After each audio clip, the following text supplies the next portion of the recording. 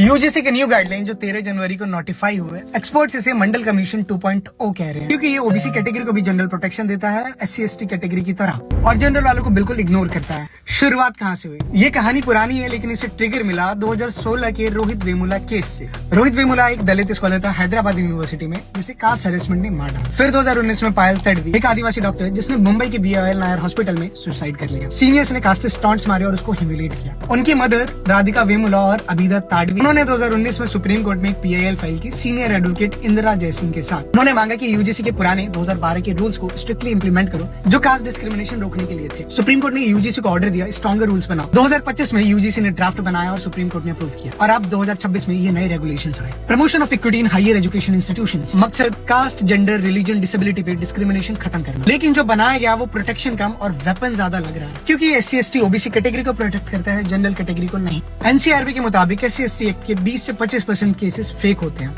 और अभी कैंपस में मिसयूज होने लगेगा एकेडमिक राइवलरी और पर्सनल रिवेंज के लिए। इसमें 4 बड़े लूप होल्स हैं।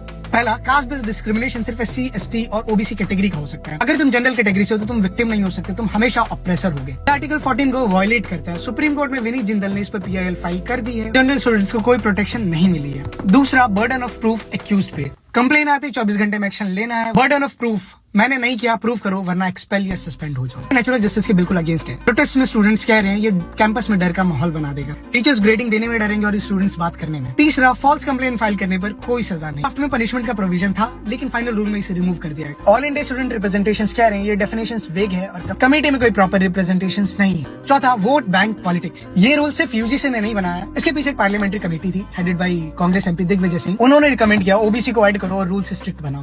क्रिटिक्स कह रहे हैं ये वेस्ट के DEI diversity equity inclusion model का कॉपी पेस्ट है, इंडिया के कॉन्टेक्स्ट में बिना सोचे समझे। बीजेपी के एजुकेशन मिनिस्टर धर्मेंद्र प्रधान कह रहे हैं कि मिसयूज नहीं होने देंगे, लेकिन प्रोटेस्ट रुक नहीं रहे। दिल्ली हेडक्वार्टर पे अपर कास्ट स्टूडेंट्स प्रोटेस्ट कर रहे हैं और एक ब्यूरोक्रेट ने रिजाइन कर दिया। ब्रिटिशर्स ने 1871 में कास्ट सेंसस शुरू किया तो डिवाइड एंड रूल आया। मंडल कमीशन 1980 में OBC रिजर्वेशन लाया, सोसाइटी फिर डिवाइड हुई, और अब ये 2026 का रूल, सेम गेम। डिस्क्रिमिनेशन खत्म होना चाहिए 100%, पर ये रूल्स रिवर्स डिस्क्रिमिनेशन। सवाल उठाओ क्यों जनरल कैटेगरी को इग्नोर किया जा रहा है और क्यों फॉल्स कंप्लेंट्स पर कोई सजा नहीं। मैं हूं मनीष, मिलते हैं नेक्स्ट वीडियोस में। Till then good.